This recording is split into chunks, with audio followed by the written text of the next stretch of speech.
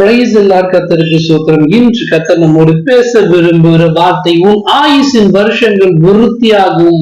ஆமென். காலங்கள் கர்த்தருடைய கருத்துல இருக்கிறது. நம்ம ஜீவனோடு இருப்பது கர்த்தருடைய கிருபை. அவர் கர்த்தர் என்ன சொல்றாருன்னா, உன் ஆயுசின் வருஷங்களை கர்த்தர் விருத்தியாக்குன்னு சொல்றாருங்க.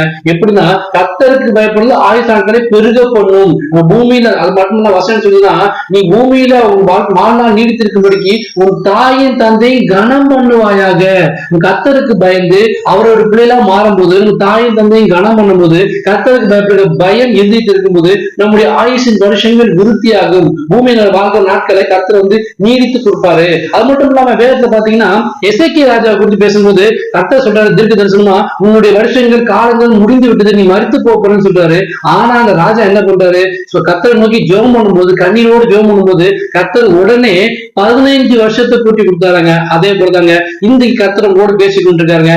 இந்த பூமியில நீங்க இன்னும் வாழ்நாளை குறிப்பிட்டுக்கணும், கர்த்தருக்கு என்று ஊழியம் செய்யணும், செய்ய வேண்டிய காரியம் அதிகமா இருக்குது. என் பலவீனங்கள் சுகவீன நிமித்தமாக எனக்கு எந்த விதமான காரியம் நடக்கக்கூடாது, நான் இன்னும் பூமியில அதிக நாள் வாழ ஆசைப்பட்டீங்கன்னா செய்ய வேண்டிய ஒரே விஷயம் இருந்தீங்களா, கர்த்தருக்கு பயப்படுங்க, பயம் இருக்க வேண்டும். அது மட்டும் இல்லாம ஜபத்தோட வாழ வேண்டும். அப்படி நம்ம வாழும்போது கர்த்தர் உங்க வாழ்க்கையில சுகத்தை பலத்தை ஆரோக்கியத்தை கொடுத்து நீங்க நீடித்த நாட்களா சந்தோஷமா இருக்கும்படி கர்த்தர் உங்களை ஆசீர்வதிப்பாரு.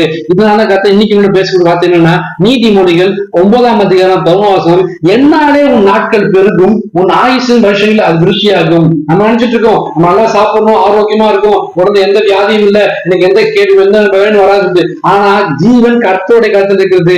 என்னாலே உன் நாட்கள் பெருகும். கர்த்தர் தான் வாழ்ந்து பூமியில் இருக்குது. கர்த்தருடைய கிருபை, அவருடைய கிருபை கேட்கும் போது, அவருக்கு பயந்து நடக்கும் போது, ஜெபத்தோடு ஜெப ஜீவித்தல் வாழும் போது கர்த்தர் உங்க வாழ்க்கையில எந்த விதமான கவலை வராதபடிக்கு, எந்த விதமான பலவீனம் வராதபடிக்கு, வாழ்நாள் பூமியை நீடித்திருக்கும்படி, ஆயுஷ் நாட்கள் விருத்தியாகும்படி கர்த்தர் ஆசீர்வதிப்பார்.